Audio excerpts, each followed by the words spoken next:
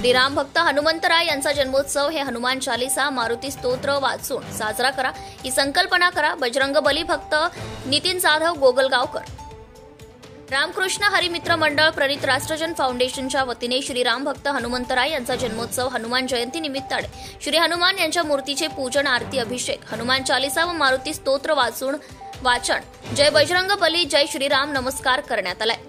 दिनांक 12 एप्रिल 2025 रोजी सकाळी 7 वाजता सत्य हनुमान मारुती मंदिर भाग्यलक्ष्मी नगर वसमत रोड परभणी या ठिकाणी हनुमान जयंती उत्सव या प्रसंगी राष्ट्रवादीचे सिद्धार्थ हाके, गुरु धर्माधिकारी पेडगावकर, गुरु बालकलाकार रुद्राक्ष आवटे, रितेश पाटील त्याचप्रमाणे बहुसंख्य हनुमान भक्त व मारुती भक्त दर्शनासाठी येत आहेत।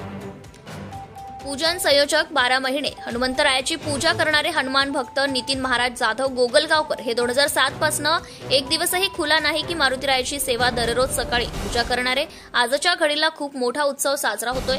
19 वर्ष पूर्ण झाले हनुमान जयंतीला होत आहे, परंतु तसेच रामकृष्ण हरिमित्र मंडळ परभणी अध्यक्ष नितीन महाराज गोगलगावकर यांनी आपण प्रत्येकाने येणाऱ्या भाविक भक्तांनी प्रत्यक्ष शनिवारी व मंगळवारी हनुमान चालीसा व मारुती स्तोत्र वाचन जय बजरंग बली जय श्रीराम नामस्मरण केले पाहिजे।